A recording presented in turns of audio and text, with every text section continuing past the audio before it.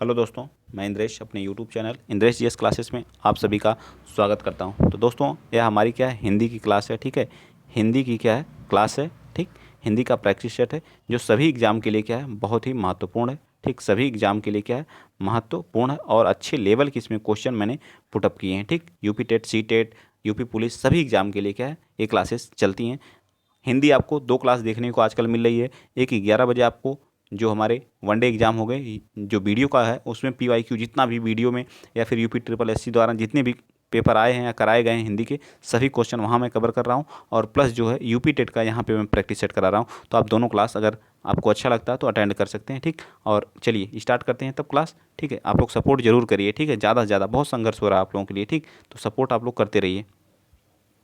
चलिए बता दीजिए, यहाँ पे जो है 31 से लेकर के 33 तक हमारा गद्यांश का क्वेश्चन है। तो हम लोग गद्यांश को बहुत कर चुके हैं, बहुत गद्यांश मुझको लगता है सबको आ गया होगा। ठीक है, और यहाँ थोड़ा सा आप लोग देख भी नहीं पाते हैं और मैं फटाफट बता देता हूँ तो आप लोगों को दिक्कत होती है। इसलिए आपको मैं PDF दे दूँगा टेलीग्राम पे, आप लोग वहाँ से कर लीजिएगा। ठीक, चलिए चलिए यहाँ से 34वां से हम लोग स्टार्ट करते हैं। ठीक है, क्वेश्चन नंबर 34 से। ठीक, बताइए।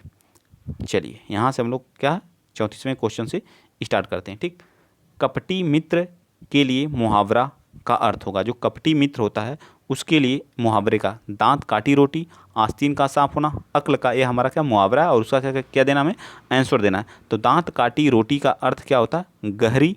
दांत काटी रोटी का अर्थ क्या होता है, इसका बता दीजिए। दांत काटी रोटी का अर्थ क्या होता है, मैं सारा ऑप्शन आज बता दे रहा हूँ। ठीक है, इसका मतलब क्या होता है, गहरी, गहरी मित्रता। क्या होता है, गहरी मित्रता। ठीक है, मित्रता। ठीक, इसका अर्थ क्या होता है, गहरी मित्रता। ठीक, दांत काटी रोटी का। अक्ल की दुम का अर्थ क्या होता है, अक्ल की दुम। तो अक्ल की दुम का अर्थ क्या होता है बताइए।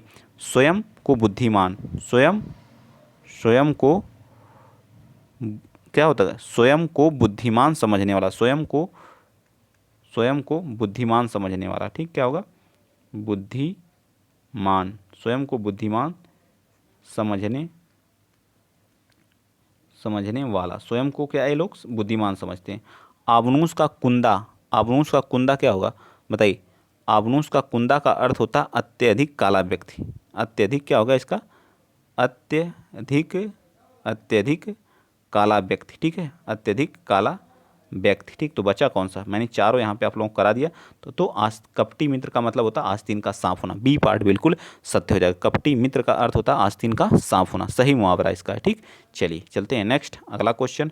क्वेश्चन आप बताएंगे कौन सा, 35। थोड़ा सा ब्लर है, एडजस्ट कर लीजिएगा आप लोग। ठीक है, ठीक, चलिए। इंद्रियों को जीतने वाले को क्या बोलते हैं, जो इंद्र को जीत लेता है उसको क्या कहा जाता है।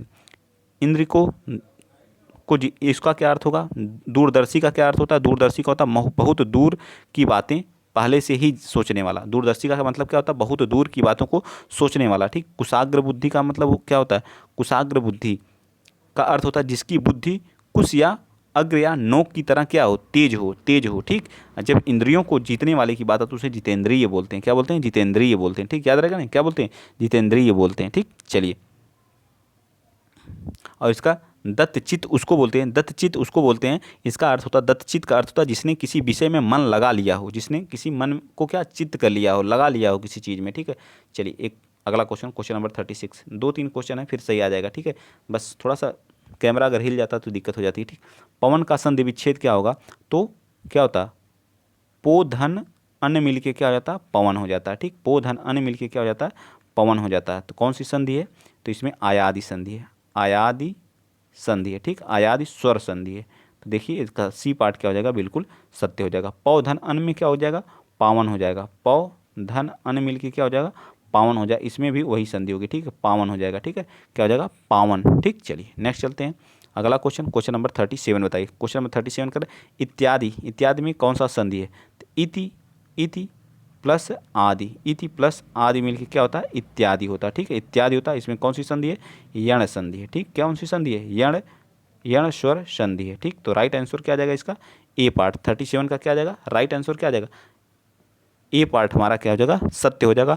और इसका जो है सूत्र होता है इको यणच, इको यणच, इसका क्या होता है, यण संधि का फार्मूला होता है। ठीक, संस्कृत में। चलिए, नाक रगड़ना का अर्थ क्या होता है, नाक रगड़ना का अर्थ क्या होता है बताइए, नाक रगड़ने का अर्थ क्या होता है बता दीजिए। जो नाक रगड़ना, नाक रगड़ने का मुहावरे का अर्थ होता है दीनतापूर्वक प्रार्थना करना। क्या होता है? दीनतापूर्वक प्रार्थना करना हमारा क्या हो जाएगा? बिल्कुल सत्य हो जाएगा। दीनतापूर्वक क्या करना?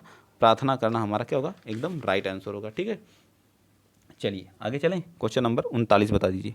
क्वेश्चन नंबर 39वां बताइए, उन्मूलन का विलोम क्या होता है? उन्मूलन का विलोम क्या होता है? बताइए फटाफट आप लोग, उन्मूलन का विलोम क्या होता है? तो उन्मूलन का विलोम क्या होगा? बताइए। उन्मूलन का विलोम होता है हमारा रोपण। ठीक, उन्मूलन का मतलब जड़ से उखाड़ना, और रोपण का मतलब क्या होता है? रोपना, लगाना। ठीक है, ये होता है। ठीक है, याद रहेगा ना रोपण।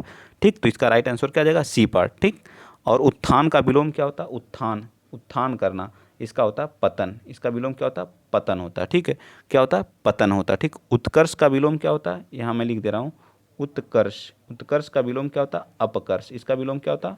अपकर्ष। ठीक, क्या होता है? अपकर्ष। ठीक, अपकर्ष होता है। और कौन? अवनति का विलोम क्या होता है? बताइए। अवनति का विलोम, अवनति का विलोम क्या होता है? उन्नति। अवनति का मतलब नीचे जाना, उन्नति का मतलब ऊपर जाना। ठीक है, उन्नति होता है। ठीक, देखिए, अवनति का विलोम उन्नति होता है, उत्कर्ष का विलोम अपकर्ष होता है, उत्थान का विलोम पतन होता है, उन्मूलन का विलोम रोपण होता है। ठीक है, याद रहेगा ना? चारों चारों याद कर लीजिएगा। चार मैंने पूरा डिटेल से चारों बता दिया। नेक्स्ट, अति सुधौ स्नेह कुमारक किसकी पंक्ति? अति सुधौ स्नेह कुमारक किसकी पंक्ति, किसके द्वारा लिखी गई है? अति सुधौ, तो यह जहाँ किसकी है? डी, तो घनानंद की। किसकी है? घनानंद की। बस इसको इतना याद कर लीजिए। कालिंदी का कालिंदी किसका पर्यायवाची? बताइए। कालिंदी किसका पर्यायवाची? 41। तो कालिंदी पर्यायवाची किसका है? यमुना जी का है। ठीक है, किसका है? यमुना जी का पर्यायवाची क्या है? कालिंदी है। याद रखिएगा, यमुना जी का पर्यायवाची क्या है? कालिंदी है। नेक्स्ट चलिए 42, कार्य के आरंभ में ही विघ्न पड़ना। कार्य के आरंभ में ही विघ्न पड़ना किस मुहावरे का अर्थ है? कोई कार्य है, प्रारंभ हो रहा, उसमें क्या करना? विघ्न पड़ जाना या रुकावट आ जाना, तो सिर मुड़ाते ही ओले पड़ना। क्या होगा? सिर मुड़ाते ही ओले पड़ना हमारा क्या हो जाएगा? सत्य हो जाएगा। ठीक है, ये भी गलत है, ये भी गलत है, और सिर का पर शैतान सवार होना ये भी गलत है। तो सिर मुड़ाते ही ओले पड़ना, कार्य के आरंभ में ही क्या करना? विघ्न डालना या पड़ना।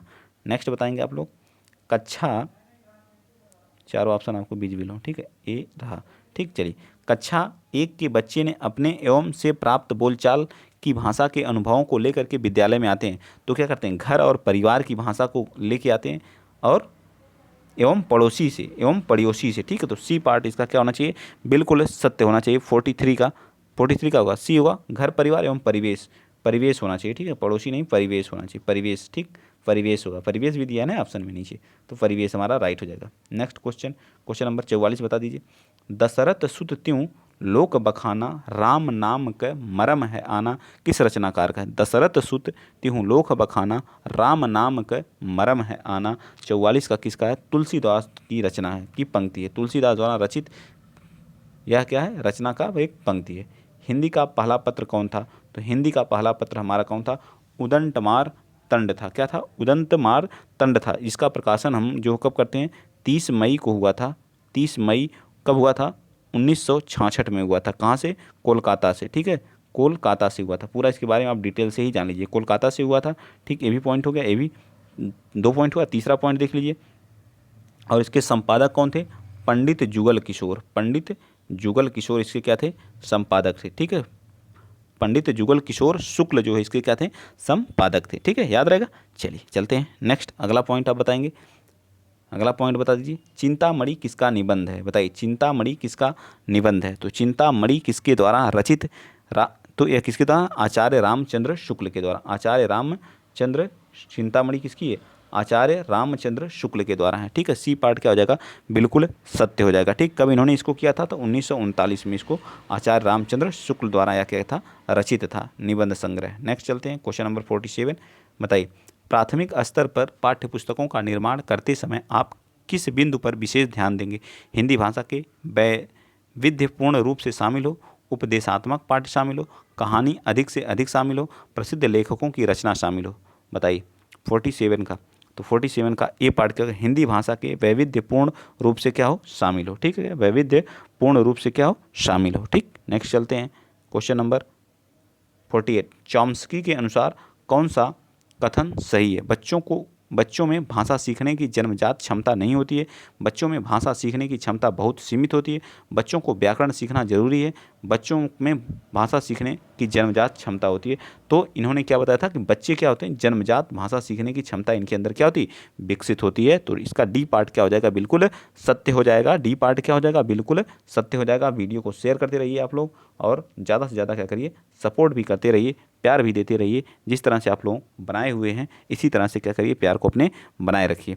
व्युत्पत्ति के आधार पर 49, व्युत्पत्ति के आधार पर संज्ञा के कितने भेद होते हैं। तो व्युत्पत्ति के आधार पर संज्ञा के कितने भेद होते हैं, बता दीजिए। व्युत्पत्ति के आधार पर संज्ञा के 3 भेद होते हैं। ठीक है, कितने होते हैं, 3 भेद होते हैं। कितने होते हैं, संज्ञा के 3 भेद होते हैं। आ जाइए नेक्स्ट चलते हैं, क्वेश्चन नंबर 5, 50वां बताइए।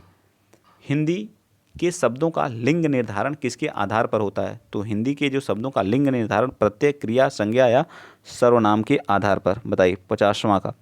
तो किसके आधार पर होता है, स्त्रीलिंग है, पुल्लिंग है, किसके आधार पर होता है।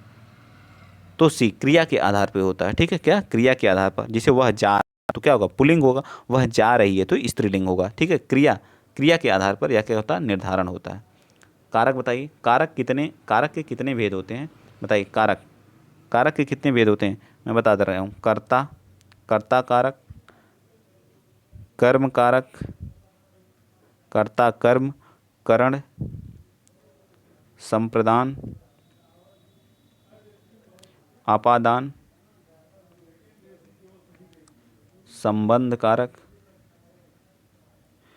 संबंध के बाद अधिकरण,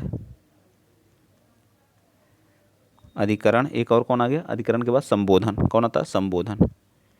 संबोधन को लेकर के टोटल कितने हो गए, 8, 2 2 4 6 2 8, तो कितने हो गए, 8 हो गए। संबोधन को लेकर के 8 और संबोधन को छोड़ करके कितने हो गए, 7। ठीक, तो कितने होते हैं, 8 होते हैं। ठीक है, याद रखिएगा। घ का उच्चारण स्थान होता है। तो घ का वर्ग पूरा क्या होता है, तो का वर्ग हमारा क्या होता है, कंठ के द्वारा होता है। ठीक, क्या होता है, कंठ। का वर्ग क्या होता है, कंठ। और ता वर्ग जो होता है, टा वर्ग जो होता है मूर्धा होता है। तालु से कौन, तालव्य कौन होता है, बताइए। च वर्ग होता है। च वर्ग पूरा क्या होता है, तालव्य होता है। दंत, त वर्ग क्या होता है, पूरा दंत होता है। तो बी पार्ट इसका क्या हो जाएगा, बिल्कुल सत्य हो जाएगा। ठीक है, बिल्कुल सत्य हो जाएगा बी पार्ट। चलिए आगे चलते हैं, क्वेश्चन नंबर 53 बता दीजिए। ठीक, छ, छतरी वाला छ वर्ण किसके योग से बनता है। छतरी वाला छ जो होता है तो वह क और स के योग से बनता है। क प्लस स वर्ग के संयोग से बनता है, अर्थात ए पार्ट क्या हो जाएगा, बिल्कुल सत्य हो जाएगा। ठीक है, यह इस तरह का क्या, संयुक्त व्यंजन है। क्या, संयुक्त व्यंजन है। चलिए 54 भी बता दीजिए यहाँ पे। शुद्ध वर्तनी का चयन कीजिए। अस्पृश्यता कैसे लिखा जाता है, तो अस्पृश्यता हमारा क्या होता है, सी, बिल्कुल सत्य है। अस्पृश्यता हमारा शुद्ध ऐसे लिखा जाता है। ठीक है, अस्पृश्यता। चलिए आगे बताइए, आप बताएंगे। आपके 27-28 क्वेश्चन हम लोग करेंगे तो कितने आपके सही हुए।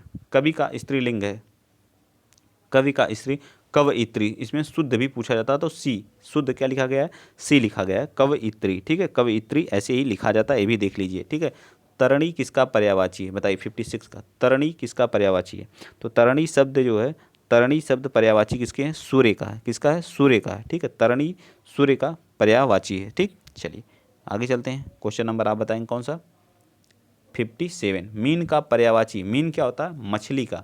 मीन मत्स्य, मीन मछली, मत्स्य, मत्स्य, मत्स्य, ये सभी किसके पर्यायवाची हैं, मछली के हैं। ठीक है, तो इसका क्या आ जाएगा, मत्स्य आ जाएगा। ठीक है, चलिए आगे चलें। नेक्स्ट बताइए क्वेश्चन नंबर 58 का। 58 बताइए, दिए गए शब्दों में से भिन्न अर्थ वाला शब्द कौन है।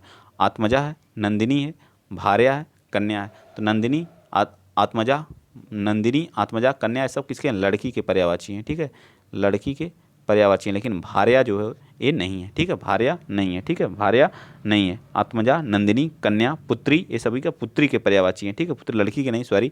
और भार्या पत्नी का पर्यायवाची। भार्या किसको बोलते हैं, पत्नी को। ठीक है, वाइफ को। ठीक, याद रखिएगा। ठीक, चलिए आगे चलें।